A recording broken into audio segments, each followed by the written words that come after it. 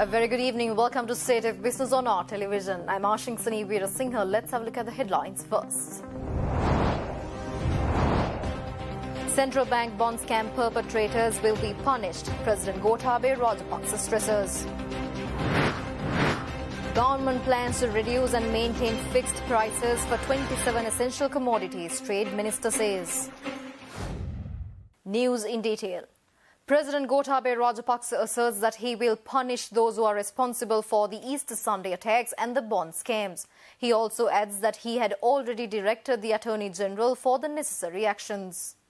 The 73rd Independence Day celebrations were held yesterday at the Independence Square in Colombo, headed by President Gotabaya Rajapaksa. The ceremony was smaller than usual, with a shorter parade and the guest list cut by half due to the COVID-19 pandemic, which has affected the whole country. The main elements of the celebration, however, remained with the armed forces and police march past, the Air Force flyby, a 21-gun salute and cultural displays. President Gotabaya Rajapaksa pledged in his Independence Day address yesterday that there would be no escape from justice for those who perpetrated the Easter Sunday attacks and the central bank bond scam. He vowed the nation that he had advised the Attorney General's department to swiftly act upon matters that have caused great concern to the public, including the Easter Sunday bomb attacks and the bond scam. The President also stressed that the policy of not selling national economic hubs to foreign entities remains unchanged. Exports as well as foreign investments will be enhanced. He also assured that there will be no room for waste and corruption under his administration. The Wari Saubhagya National Irrigation Program began this morning at the Mahami Gasweva in Palugasweva on Radhapura under the patronage of President Gotabaya Rajapaksa. The Ministry of Irrigation announces that the government aims to renovate 5,000 small irrigation systems through this national program.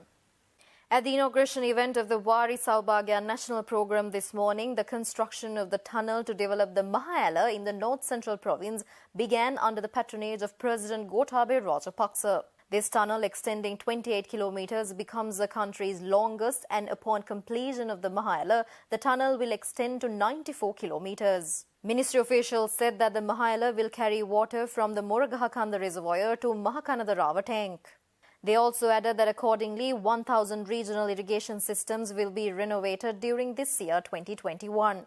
The Wari Saubhagya National Program, implemented as a 4-year accelerated development project which will provide water to several large irrigation systems, will benefit the Anuradhapura, Vavuniya, Matale and Polonnaruwa districts. The Wari Saubhagya National Program is carried out with the participation of the Ministry of Irrigation, Agrarian Services Department, Triforces and Civil Security Department. Government has planned to reduce and maintain fixed prices of 27 essential commodities for 3 months starting from next Monday. Trade Minister Bandula Gunawardena, addressing a media briefing this morning in Colombo, said that the move will be implemented subjecting to foreign exchange rates and any taxes that may be imposed on certain imported goods. The Trade Ministry signed MOUs with select local manufacturers and direct importers today in this regard as part of a cabinet-approved price stabilization project. Agreements are signed directly with the main supplier of each commodity, for example, rice mill owners and flour mill owners, with respect to the price of rice and flour respectively. The minister said manufacturers and importers in both public and private sectors have extended their support to the move, with state institutions such as BCC Lanka Limited, the National Livestock Development Board, the State Trading Corporation and the Industrial Technology. With regard to importers, he said MOUs were signed with importers who have been supplying their respective commodities for a long period of time and had previously supplied to the government. Minister Gunawardena also said that dal, an essential commodity currently being sold around at 188 rupees to 190 rupees per kilogram, can be sold for 165 rupees per kilogram through Satosa and Sri Lanka's network of cooperatives in the months of February, March and April. However, he said prices of such essential imported commodities will be reviewed on a monthly basis for the next 3 months in the event there are changes in foreign exchange rates and if the government imposes any tax on those commodities. According to the agreement, red raw, white nadu, samba, kiri samba, wheat flour, white sugar, brown sugar, green tea, red dal Australian, big onion Indian, potato native, potato Pakistani, chickpea, dried chili, canned fish local, canned fish imported, sprats Thailand, chicken skinned, salt, milk powder, soybean oil, laundry soap, laundry bar soap, fragrance soap, hand wash liquid, mouthwash will be kept stable for the next 3 months. Stay tuned for more news after this short break.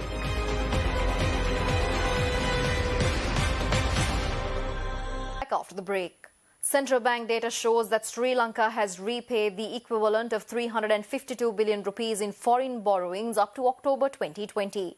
Data further shows that Sri Lanka overall budget deficit grew by 59% to 1,317 billion rupees, up from 829 billion rupees an year earlier.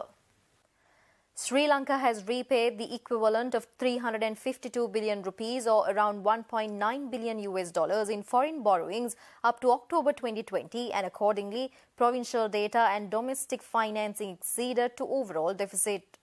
Meanwhile, foreign financing of 230 billion rupees in 2019 had turned into a 352 billion rupee net repayment amid downgrades triggered by a tax cut and money printing. As a result, domestic financing of the deficit expanded from 599 billion rupees to 1,669 billion, exceeding the overall budget deficit of 1,317 billion rupees in the period. Sri Lanka last ran into a crisis of being unable to get foreign financing for the budget in 2008.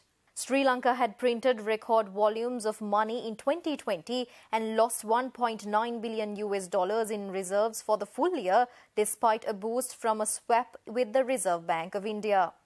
However, fiscal authorities had kept total spending to around 2.4 trillion rupees up to October 2020, unchanged from a year earlier.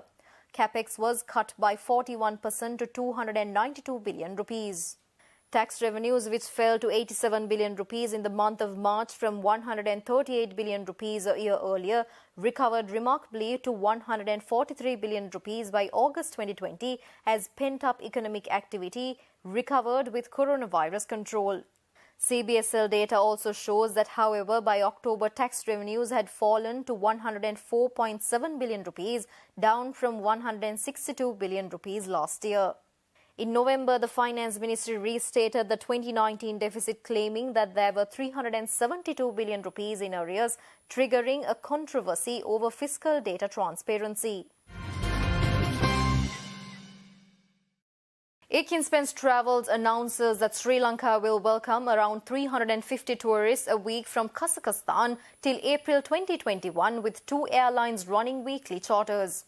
Making a statement to the media, the inbound tour operator stresses that the move will help to revive the tourism sector soon. Spence Travels said that it will work with TUI Kazakhstan to bring the tourists under the bio-bubble rules for tourists set by the Sri Lanka Tourism Development Authority and health authorities. An official said that the commencement of charter flights from Kazakhstan to Sri Lanka will help restart the organized tourism industry immediately. He also added that it expected to create an economic boost for the tourism industry and its stakeholders by reviving the much-needed tourism-related jobs of the industry. Accordingly, Air Astana will fly every Saturday from February 6 till April 2021, and SCAT Airlines will fly every Thursdays till April 2021. Spence Travels also added that they look forward to a larger-scale operation in the future from Russia and the CIS region based on the success of this operation. They also assured that respecting the health guidelines will be prioritized and operations under challenging conditions always brings best results. Spence also added that the average stay is 7 nights, while 20% of the bookings are for the 2 weeks. Statement further added that a majority of Kazakhstan travelers prefer 4-star and 5-star hotel accommodation. A civil organization dubbed as Lawyers for Democracy charges that there are points where the rightly elected government forget its limitations and go beyond the frame of constitution. A team of lawyers in a press briefing last Wednesday said that the move of functioning the Presidential Commission of Inquiry to investigate incidents of political revenge is a matter to think again by the authorities.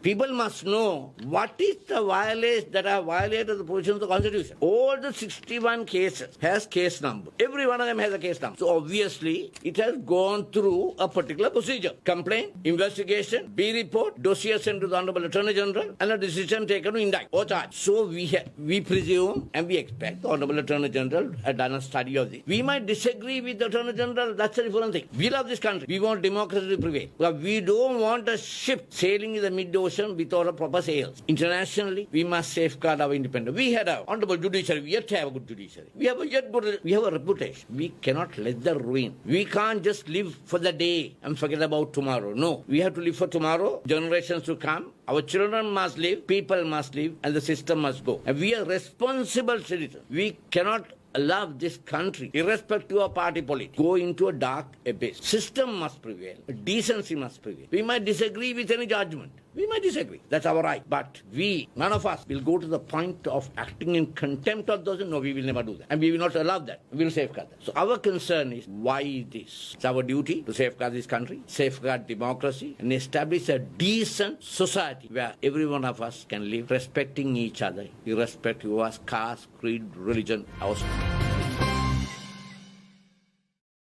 We'll be back with stock updates after this short break.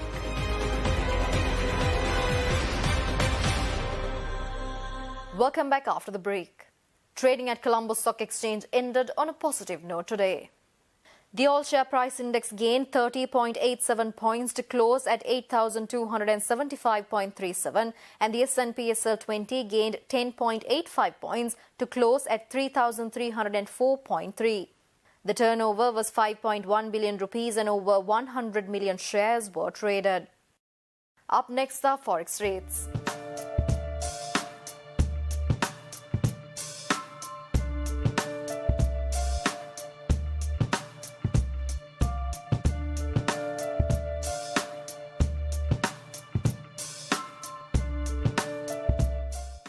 And that's all the news for today. See you on Sunday with Biz Roundup. Until then, take care. Good night.